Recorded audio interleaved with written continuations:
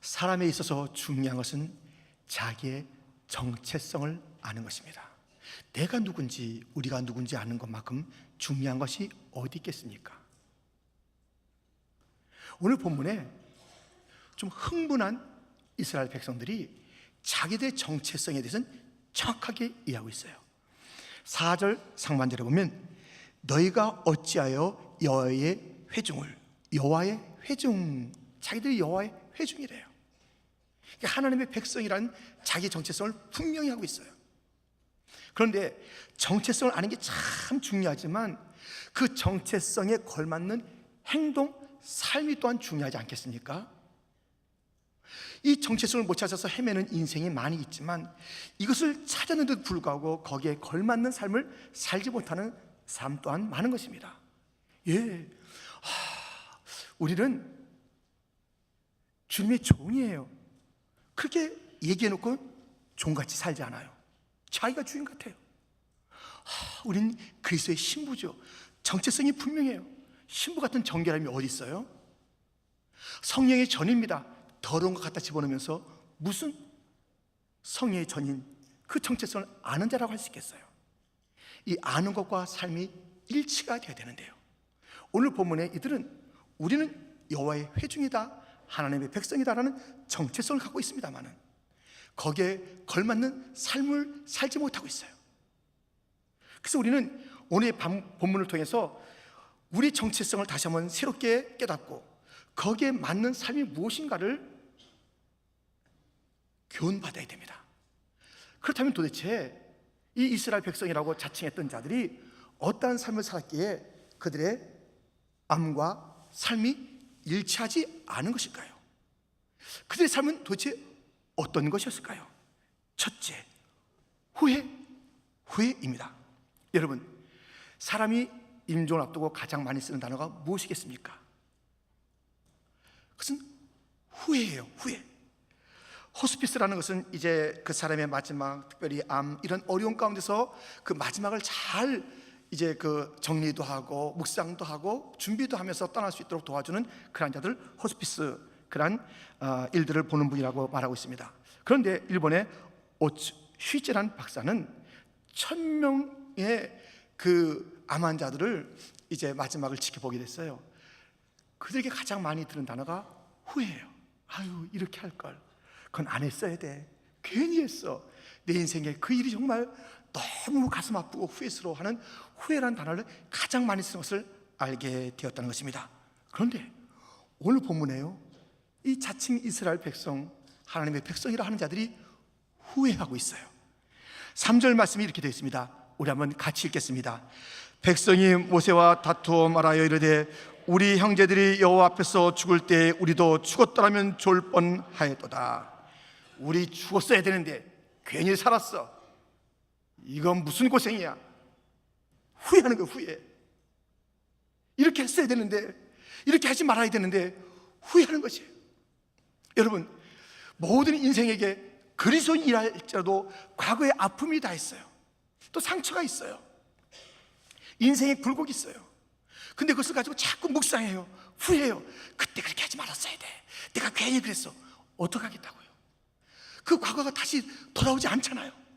그래서 과거에 묶여있는 사람들이 있다니까요. 그리스도는 그래서 안 돼요. 옛날에 묶여있는 자들이 있다니까요. 그런 삶은 우리의 삶의 방식이 결코 될 수가 없습니다. 과거에 그 여러 가지 일들을 후회하는 그 인생이 되어서는 안 되는 것입니다. 도대체 그리스도인에게 있어서 과거라는 것은 무엇일까요? 요셉의 얘기를 들어보세요. 요셉은 그의 과거가 아주 상처덩어리였어요. 슬픔과 아픔이 있었습니다. 그런데 그는 과거에 대해서 이렇게 분명하게 정리했습니다. 창세기 45장 5절과 50장 20절에 그의 과거에 대한 분명한 태도, 견해를 밝히고 있습니다. 같이 한번 읽겠습니다. 당신들이 나를 이곳에 팔았다고 해서 근심하지 마소서, 한탄하지 마소서. 하나님이 생명을 구원하시려고 나를 당신들보다 먼저 보내셨나이다. 당신들은 나를 해하려 했으나 하나님은 그것을 손으로 바꾸사 오늘과 같이 많은 백성의 생명을 구원하게 하시려 하셨나니. 아멘. 지금 형들이 빚어놓은 그 여러 가지 어려움들. 그런데 그것이 무엇이에요? 그것을 묵상하지 않겠다는 것이에요. 하나님은 그것을 가지고 다 바꾸신 거예요. 우리의 잘못된 결정들, 다른 사람들에게 내 인생에 찾아와서 괴롭힌 그 모든 일들, 아픔이며 슬픔이며 상처지만 하나님은 모든 것을 다 바꿔서 하나님께서 계획하시는 선을 만들어 가신다라고 믿고 있었기 때문에 과거 후회가 아니라 그 상처에 묶여있는 그러한 인생 요셉은 아니었습니다. 요셉이 노예로 애굽에 팔려갈 때 그 길이 애굽의 총리가 되는 길인 줄, 그 길이 온 세상 만민을 살리는 길이 될 줄 누가 알았겠습니까? 아무도 몰라요. 아무도 몰라요. 그 상황만 생각하면 이게 웬일인가? 형님들 이게 웬일이요? 내 인생이 이게 웬일인가? 그렇게 한탄스러웠겠지만 하나님께서 이 모든 것을 가지고 빚으실 하나님의 위대한 계획들이 있도다. 그것을 믿었기 때문에 후회하는 과거의 상처에 묶여있는 요셉이 되지 않았던 것입니다. 과거에 대해서 후회하는 인생 살지 말고 다르게 살아야 합니다. 우리 주변에 암으로 고생하는 분들이 많이 있습니다. 저는 목회자로서 이 암의 그 상황을 더 많이 봤습니다. 여러 사람들의 그 상을 봤습니다. 완치도 되기도 하고 어려워지기도 하는데요, 제가 알았던 한 자매의 이야기입니다. 그는 몇 해 동안 제가 알고 있었는데요, 이 암이 잠복됐어요. 거의 사라진 것 같았어요. 근데 갑자기 또 이렇게 악화가 돼가지고 정말 어려운 상황이 됐어요. 그래서 이제 모두가 다 또 병원에서도 어려운 상황을 우리에게 다 일러줬고 알게 됐습니다. 제가 그 상황 속에서 신방을 간 거죠. 근데 얼마나 예쁘게 하고 있는지 몰라요. 다 예쁘게 화사하게. 그런 때보다 아유 고세요 그랬더니, 목사님 고와야지요, 예뻐야지요. 이제 우리 주님 만날 텐데, 주님 만날 텐데, 아름다운 천국 들어갈 텐데 예쁘게 단장해야지요. 그렇게 얘기해요. 목사님, 제가 버킷리스트가 있어요. 버킷리스트는 죽기 전에 꼭 하고 싶은 그 이야기에 대한 리스트입니다. 하고 싶은 일들에 대한 버킷리스트가 있는데 뭔지 아세요? 뭐예요? 예수님 닮아가는 것, 그리고 믿음의 열매를 많이 맺는 것이에요. 근데 그게 잘 안 됐어요. 그렇게 얘기해요. 또 어느 날은, 목사님 제가 유언 썼어요. 무슨 유언 썼어요? 그렇게 물었더니 제 안구를 기증하려고 그래요. 그리고 제 이 시신을 이제 영구로 내놓으려고 합니다. 그러니까 예배는 단 한 번만 드려주시면 되잖아요. 그렇게 드려주세요. 그렇게 얘기하는 것을 제가 듣게 되었습니다. 근데 제가 좀 그 분을 알고 있기 때문에 속이 상한 거예요. 아니, 이분이 그 삶 가운데 어려운 일이 많거든요. 누군가에 의해서 많이 좀 어려운 일들이 많은데 속 시원히 그 사람은 좀 원망을 했으면 좋겠는데 결코 안 하는 것이에요. 내가 그 사람 만났기 때문에, 그 일 때문에 내가 이렇게 아픔의 시간들을 보냈다라고 좀 말했으면 제가 좀 시원하죠. 제가 한마디도 안 해요. 그러더니 여러 성도들과 함께 찾아간 거기서, 여러분들 하나님 나라에 속했던 것을 잊지 마세요. 그러면서 주님의 품에 안긴 거예요. 그리스도인들은 과거의 연연해서 얘기하는 자들이 아니에요. 우리의 그 미래가 있잖아요. 그 찬란한 미래가 있기 때문에 그것을 묵상하고 그것을 기다리는 것이 남다르게 살아가는 것이에요. 왜 그리스도인이 돼가지고 과거의 상처에 후회로 가득한 그런 이야기와 그런 그 괴로움으로 시달리고 있단 말입니까? 그럴 수가 없습니다. 그래서 우리는 우리의 지나는 과거에 대해서 잘 드러내고 앞으로 우리가 어떤 일이 있을 것인가를 소망하는 찬송이 있으니 함께 그 찬송을 불러보지 않겠습니까?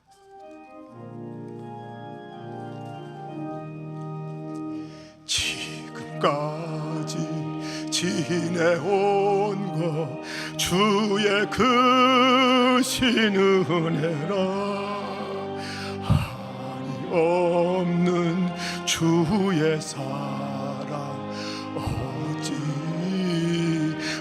말하랴. 자나 깨나 주의 손이 항상 살펴주시고 모든 일을 주 안에서 형통하게 주님 다시 배올라니 날로 다가와 무거운 짐 주께 맡겨 벗을 날도 멀잖네. 나를 위해 예비하신 고향집에 돌아가 아버지의 품 안에서 영원토록 살리라. 지금까지의 생애를 돌이켜보면서 아이고 후회스럽다, 아이고 잘못해서 당신 때문이야, 내가 왜 당신을 그때 만났을까, 후회가 아니라 지금까지 지내온 모든 것이 주님의 은혜입니다. 주님이 살펴줬습니다. 내가 실수도 했고 누군가 나를 갖다 침입해서 나를 괴롭히기도 했지만 정말 그때마다 주님의 손으로 그것을 바꿔주셔서 합력하여 하나님의 놀라운 계획을 이루하신 하나님을 송축합니다.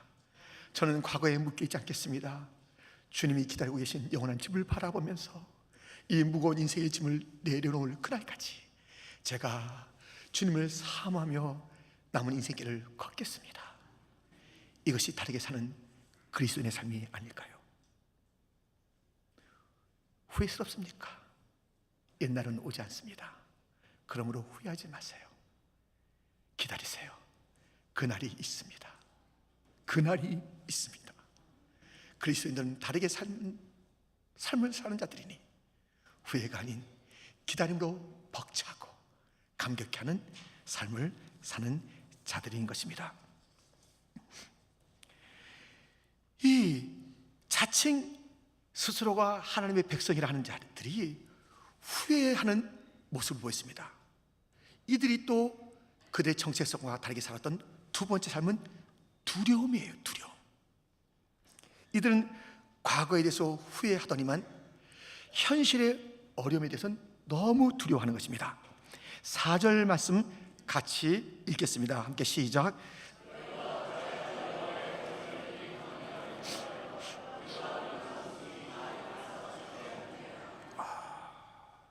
이 광야가 뭐냐? 이 광야 너무 현실이 어렵다는 것이에요. 우리가 죽겠다는 것이에요. 이 현실이 죽겠다는 것이에요. 그렇죠. 광야가 너무 힘들고 어렵고 죽을 것 같은 상황 맞지요. 그러나요, 우리는 이 광야 현실 속에서 다른 생각, 다른 관점, 다르게 살아야 합니다. 다윗을 생각해 보십시오. 이 다윗은 그 인생이 정말 어려웠어요. 들녘에서 많이 살았고요, 쫓기는 광야 생활, 동물 생활도 많이 했습니다. 근데 이러한 일이 있었어요. 그 아들 압살롬의 반역에 의해서 이제 피난길을 가는 것이죠. 피난길을 가는데 한 사람 시므이는 누구냐면 그 초대 왕이었던 사울 왕의 지파 베냐민 지파예요. 근데 이 베냐민 지파의 왕위가 끝나고 유다에 그 다윗이 왕을 갖게 됐습니다. 근데 쫓기는 것을 보니까 시므이가 너무 고소한 거예요. 그러면서 막 저주하고 욕하고 놀리고 그러는 것이에요. 그때 그 다윗의 휘하에 있던 군사들이 저 가서 죽이겠다고 했을 때 아니다 그런 거예요. 지금 이 현실은 내가 지금 저주를 듣는 시간이다. 근데 너희들 그렇게 해서는 안 돼. 왜냐하면 다윗에게는 이런 관점이 있었기 때문입니다. 사무엘하 16장 10절 왕이 이르되 수르야의 아들들아 내가 너희와 무슨 상관이 있느냐? 그가 저주하는 것은 여호와께서 그에게 다윗을 저주하라 하심이니 내가 어찌 그리하였느냐 할 자가 누구겠느냐 하고 12절 말씀은 같이 읽겠습니다.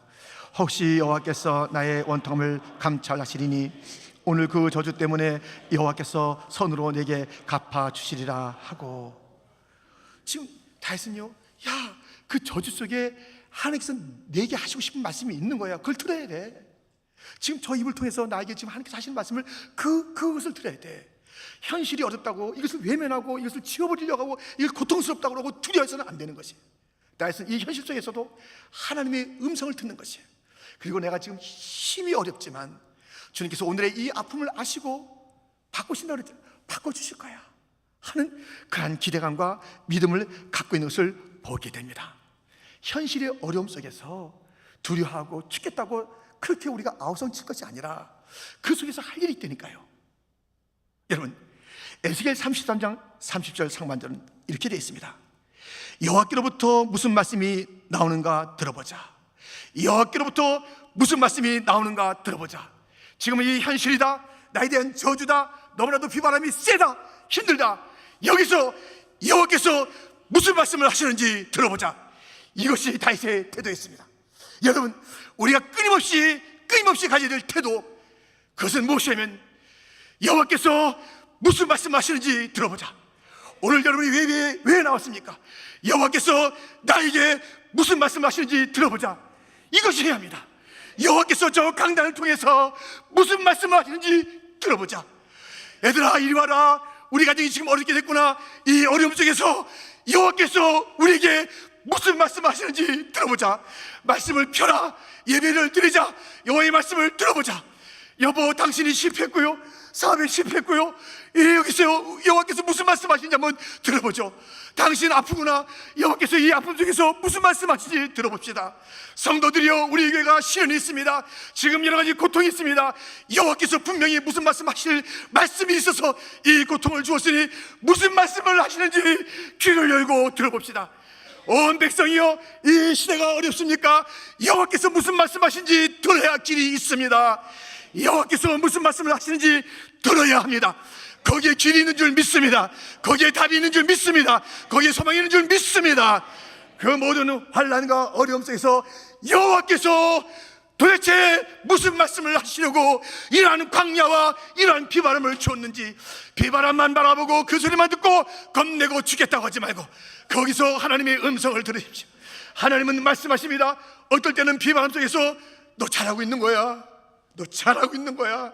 사람들이 너 지금 어렵다 그러지, 잘하고 있다 격려도 하십니다. 내가 너를 응원한다 지지도 하십니다. 내가 너에게 가르쳐줄 것이 있어 교훈도 하십니다. 너 아프지 고쳐도 주십니다. 너 이건 버려야 돼 책망도 하십니다. 우리를 격려하시고 지지하시고 교훈하시고 위로하시고 우리에게 또 고쳐주시고 우리에게를 책망도 하시는 하나님의 음성이 그 상황 속에서 있으니 이 상황을 멀리하지 말고 이 상황 속에서 귀를 기울이십시오. 그리고 이 상황을 넘어서 하나님께서 역사하신 것을 기대하시는 자들이 되기를 주님의 이름으로 축원드립니다. 그래서 광야에 찬바람이 불더라도 우리는 다르게 살아야 합니다. 함께 찬양하시죠.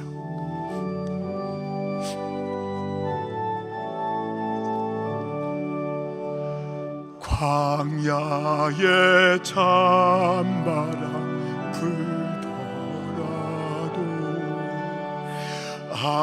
앞으로 남은 길 멀지 않네. 산 넘어 눈보라 세차게 불어도 돌아갈래. 고향 하늘나 날 구원하신 주 모시고 영원한 영광을 누리리라.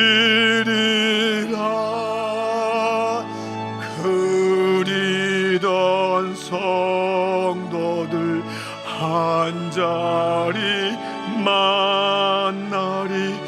돌아갈래. 고향 하늘 나라. 우리가 광야 생활하는 동안은 찬바람은 피할 수가 없습니다. 현실은 피할 수가 없습니다. 근데 현실이 오래가지 않아요. 이 현실은 다 지나가는 것입니다. 광야의 찬바람 지나갈 줄 믿습니다. 이 현실의 광야는 지나가고 영원한 것이 기다리고 있으니 다르게 살아야죠. 이 광야에서 다르게 살아야 다르게 살 수 있는 그런 천국에 들어가는 것 아니겠습니까? 여러분, 다르게 살아야 합니다. 그 속에서, 이 풍랑 속에서 아이고 어떡하면 좋아, 죽겠다 야, 이 현실을 두려워하지 마십시오.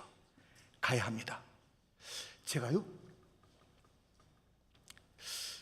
뭐 2주간에 캄보디아와 한국과 중국을 거쳐서 다시 한국 거쳐서 왔거든요. 이제 그 다른 분들은 사역할 때 여러 사역을 많이 해요. 자기의 재능 또 그 상황에서 여러 사역을 갖다가, 우린 뭐 수십 가지 사역을 갖다가 전 단기 선교팀이 합니다. 근데 저희 사역은 주로 그 지도자들을 교육하고 또 신학생들을 또 이제 그 교육하는 그러한 일들을 주로 하는 것이에요.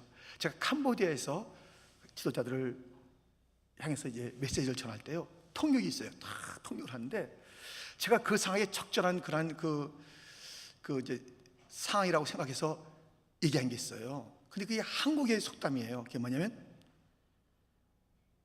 개는 짖어도 기차는 달린다, 요거예요. 그러니까 개는 짖어도 기차는 달린다. 옆에 사람이 통역을 못하는 거예요. 이게 무슨 얘기지? 개는 짖어도 열차는 달린다. 이게 못해서 제가 얘기했어요. 멍멍 빵. 뭐 제가 여태까지 뭐 이 바디랭귀지에서 살아온 사람인데 멍멍 빵 뭐라고 했어요. 그게 뭐 제대로 한 건지 모르지만은, 여러분, 아무리 짖어도 열차가 멈출 수는 없어요. 가야지. 바람이 있어 멈출 수가 없어요. 가는 거예요. 천선에서 갑시다. 누가 뭐라고 떠들어도 우리는 주의 음성만 듣고 가는 거예요. 오라, 내게로 오라.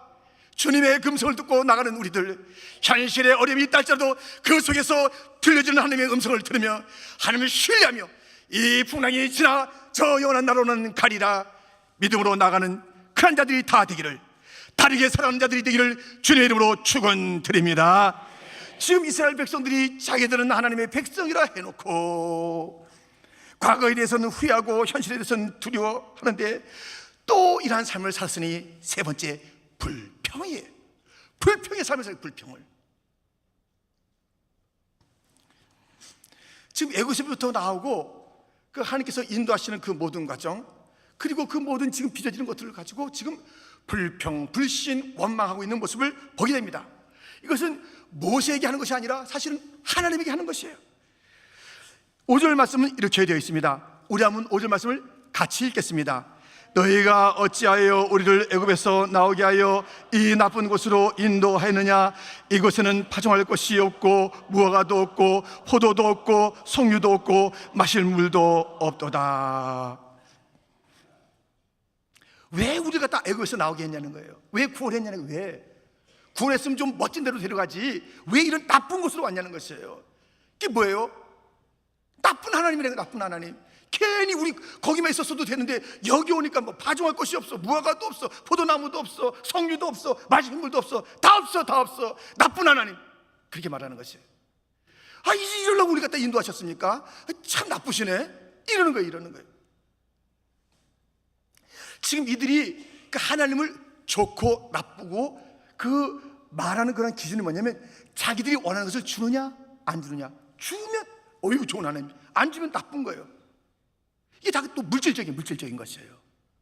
파종할 때 뭐 먹을 거, 이런 것들이, 그런 것들이 채워지면 좋으신 하나님, 그게 없으면 나쁜 것이에요. 나쁜 거.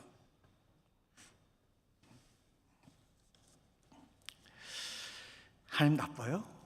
하나님은 젖과 꿀이 흐르는 그 애굽에서 430년 동안 신화하던 그들을 끄집어내서 젖과 꿀이 흐르는 그 땅으로 인도해 가는 거예요.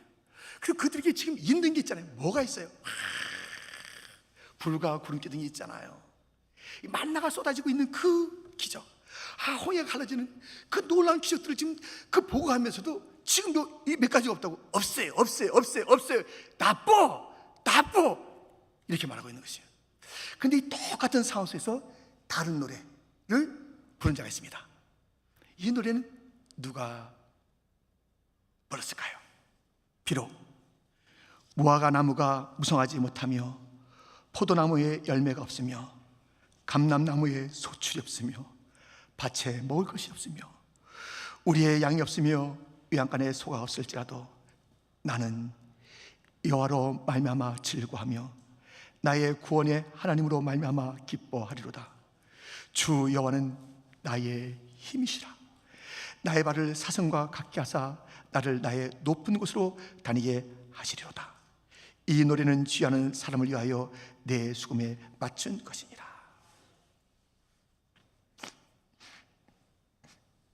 다 없어요. 무화과나무, 감람나무, 포도나무, 밭에 먹을 것이 없어요. 양도 없고 소가 없고 다 없어요. 그런데 기뻐하는 거예요. 왜? 눈에 보이는 크란 그 물질 것은 내게 없지만 나의 하나님은 살아계신 하나님, 그 주님은 구원의 하나님. 그러니까 그는요, 이 물질이 아닌 진정한 가치, 진정한 본질, 그것을 인해서 너무 기뻐요. 하나님, 그리고 인도하시는 것에 대해서 이게 없잖아요. 없으면 뭐라고 그래요? 이스라엘 백성들은 나쁜 곳으로 인도하셨네. 나쁜 하나님 아니야? 이렇게 하는 거예요 지금. 근데 하나님 나를 높은 곳으로 인도하십니다. 그래요. 얼마나 달라요. 얼마나 달라요.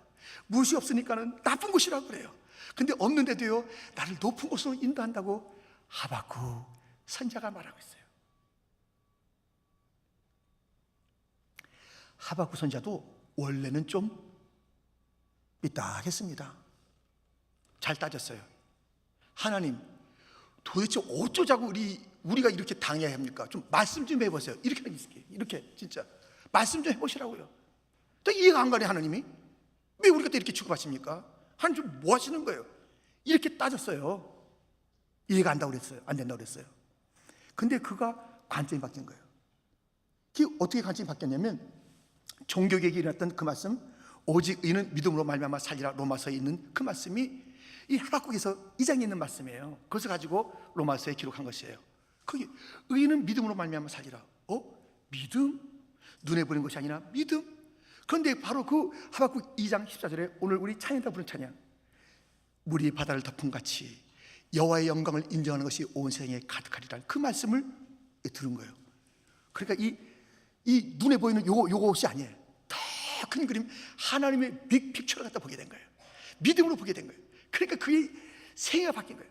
마틴 루터가 그 말씀을 통해서 생애를 바꾸고 이 역사를 바꿨던 것처럼 하박국이 다 바꾼 것이에요. 큰 그림 속에서 보니까 이 고통은 아무것도 아니고, 이것은 오히려 의미가 있는 것이며, 이것은 하나님의 훈련이며, 하나님께서 나를 갖다 시험하시는 과목이며, 이것을 통해서 나가 더 멋지게 만들 수 있는 것이며 하면서 그것을 넉넉히 익히면서 그 하나님을 찬양하게 된 것입니다. 여러분,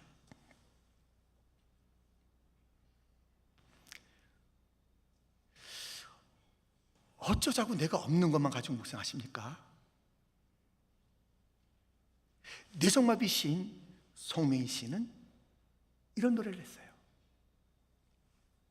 나 가진 재물 없으나, 나 남이 가진 지식 없으나, 나 남에게 있는 건강 있지 않으나, 나 남이 없는 것 있으니, 나 남이 못 본 것을 보았고, 나 남이 듣지 못한 음성 들었고, 나 남이 받지 못한 사랑 받았고, 나 남이 모르는 것 깨달았네.